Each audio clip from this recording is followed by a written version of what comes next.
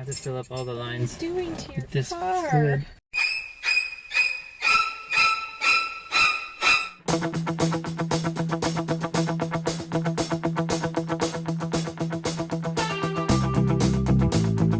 Okay, so as you can see, the hydro brake mounted in there, the console on. Got the fill up area there. You have to take the console off, but line runs through. This will be all covered by the carpet. Run through the back again. Really nice fitting. Sits underneath the seat. Runs to the back. Pull the seat down underneath the seat. Lift up the carpet for the back. Here it comes into a T. And then I run these ANSI lines. So I've got holes drilled here. I'm going to be putting rubber grommets in there. And then they drop out right down there. Okay, so as you can see, we've got our brake line, which is coming out here nicely now. And we have to attach the caliper. So first things we got to do is prep the site for where the caliper goes. So as you can see here, this plate ends where the caliper is, and since we're going to be mounting the other caliper right here, we are going to be cutting it, the pair of tin snips,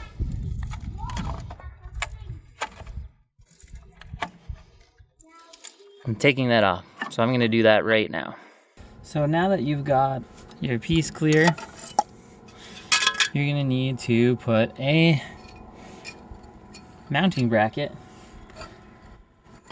down in here so that you can bolt your caliper to them.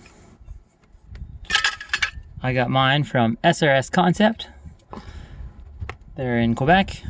Highly recommend it. I have the version 2, which is perfect if you have an E46. For people with the E46, you'll see here that you have to worry about, is it a little dark? Let me see if I can brighten that up.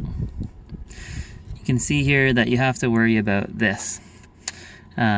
ABS sensor. There's really nowhere else to mount it. This is kind of the only spot, and even there it's tight. So I end up having to cut this in half right here, so one part can go on that side and the other part on the other side of the ABS sensor.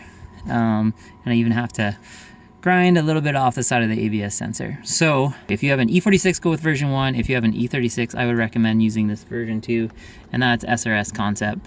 There are other ways of doing it, but if you're looking for a do-it-yourself solution that's cheap and easy, no, maybe not easy. If you're looking for a do-it-yourself solution that's cheap, this is the way to go. So I'm gonna get that cut and welded in right there. So as you can see, I have my caliper bracket with the mounts grinded and adjusted for we're gonna put it on. I've got the area here prepped and grinded so that it can take the welding material really nicely. And now I can position this in place, clamp it down where I want it to be, and weld it in place. So as you can see, I got both pieces welded in place. The brackets are on. That means the brake can be mounted and everything hooked up. So now that we've got our brake calipers all cleaned up and looking good, we need to assemble our fittings. So first step is going from the metric. So this is an M110 here on our brake. Fit that in there. I believe this is the 9.6, no, 1.5. Get that in there.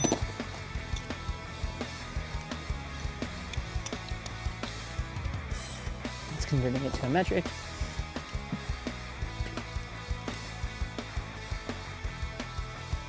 Going to 9/16.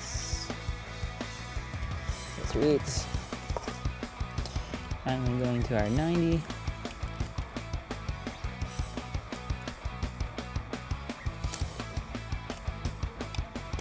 Again, we'll snug that one up on the car. It needs to be angled out.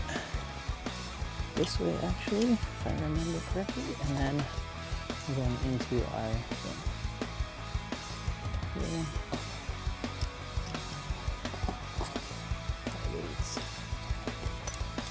And then this line, as you remember, is going to line up with our piece here. Ooh. Connect that.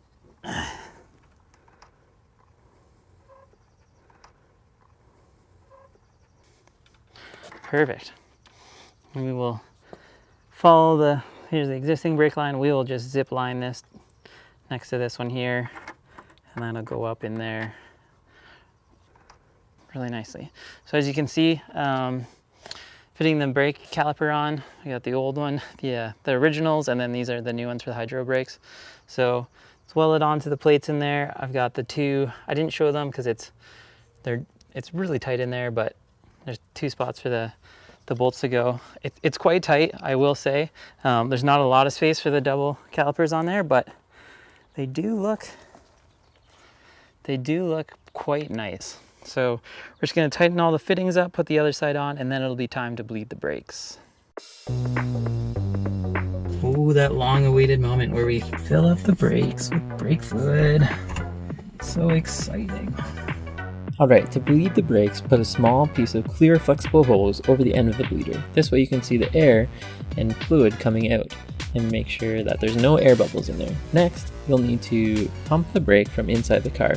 While the brake is being held up, loosen off the bleed nipple screw and let the fluid come out. While the brake is still being held up, close it back up. Do this over and over again until there's no more air coming out of the line and it's just straight fluid. By the time you're done, the brake shouldn't feel squishy anymore and it should feel hard to pull up.